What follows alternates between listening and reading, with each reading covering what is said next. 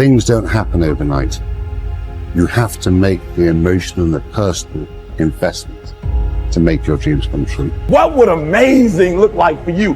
What would amazing look like if you were amazing? If you know what amazing looks like, then why haven't you gotten there yet? I want you to say, the reason I'm not as amazing yet because I hit the snooze button. That's why I'm not amazing right now. The reason why I'm not amazing right now is because I couldn't get up early enough because I told myself I'm not an early person. The people in the world become weaker people. It's by capping your brain.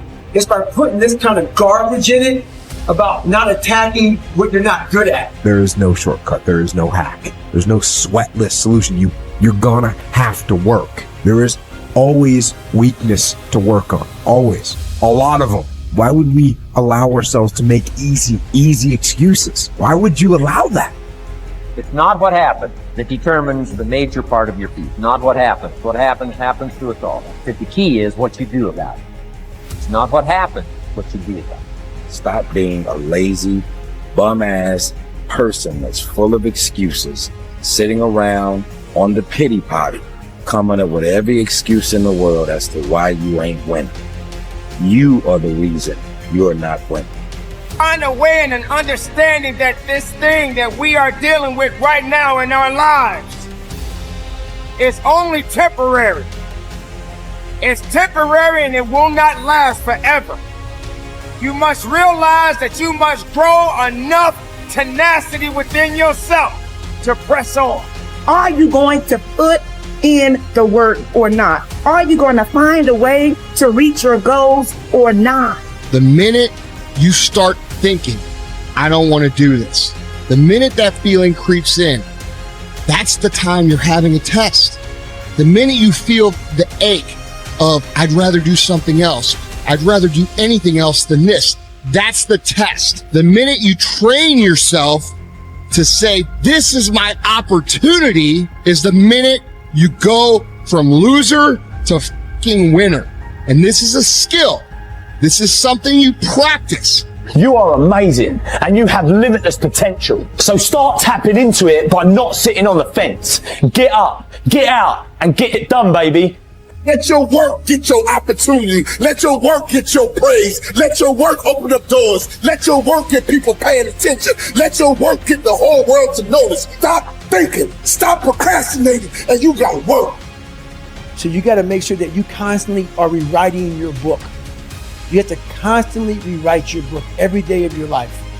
You know, and these aren't just words I say. This is how I have to live. Like, these are conversations I have with myself. And I say it everywhere I go. The most important conversation when you have with yourself. Yes. You live with it every single day. But most of our conversations are not the right ones. They're not the ones that are going to push us to the place we need to go. They're the ones that are going to keep us sitting in that toxic environment that you've helped create and everybody else helped create, and you just live in it. You live in that muck, and that conversation just plays in your head. That becomes you. So my first conversation when I was absolutely nobody, and that's one thing we have to say. We live in a world now that's so kind. We find the kind way around everything. Like, if you don't look good, I have to find a kind way of saying, I don't like your shirt. Right. That's not the approach. The approach you have to take, at least I took. You take whatever approach you want. The conversation had to be a real, honest conversation. In the accountability mirror, guess what? I was fat. Don't find a kind word to say that, you know what, I've gained some weight. No, you're fat. When I couldn't read, not like, hey, you know, you've been learning this. No, I cannot read. For fourth grade reading level, I'm struggling. And sometimes I call myself stupid. Not in a way to put myself down. So don't take it like, my God, those are so hurtful. Yeah, they're hurtful. It's honest. The conversation has to become an honest conversation of where you're at mentally. Where am I at mentally? I look like I feel like I'm not this. I'm falling behind in school. I'm lazy. My house is a mess. You have to look at what it is and call it what it is. Don't find words to make yourself feel better, because that's what. So we hang around people that make us feel better, that tell us what we want to hear, not what we need to hear. And so we stay away from those people. And we stay away from those people, like our internal dialogue becomes that kind, it's okay. It's not okay. So that's where it starts. It starts with that accountability of it's not okay anymore. This can no longer be okay. And calling yourself out for exactly what you are and exactly how you can fix it. That's where it starts. Take full responsibility for your life. Accept where you are and the responsibility that you're going to take yourself where you want to go. Someone said we have two primary choices in life. We can either accept conditions as they exist, or we can take the responsibility to change them. See, a lot of people want to exempt themselves from taking responsibility. All they want to do is talk about the problem. Every time you see them, they'll tell you their story over and over and over and over again. No. You want to take responsibility for your life. I got me here, I can get me out of this. And I'm getting out. I'm not going to be a volunteer victim. George Bernard Shaw said there are two kinds of people in life. You know, he said those that make things happen, those that watch things happen, and those that don't know what happened. And he said the people that get along in this life look around for the circumstances that they want, and if they can't find them, they make them. They create them. So part of beginning to get unstuck, you've got to decide that the behavior pattern that you have adopted doesn't work for you. You've got to change your strategies, and changing your strategy means reinventing your life. Recreating you, and you have the power to do that. You can decide that you're going to change, that you're not going to be a wimp. You can decide that you're going to stand up to life. You can decide that I'm going to live each day as if it were my last. You have the power to make that decision. You can decide I'm going to work on myself and develop myself. I'm going to empower me. And all of these things that are happening to me right now, they're just temporary inconveniences. They're not stronger than I am. I'm in charge here. Your self-confidence is closely connected to your self-esteem and to how much you like yourself. Dr. Nathaniel Brandon calls self-esteem your reputation with yourself.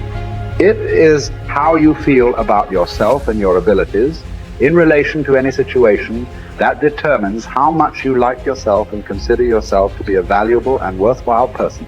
The more you like yourself, the better you do. The flip side of self-esteem is what psychologists call self-efficacy.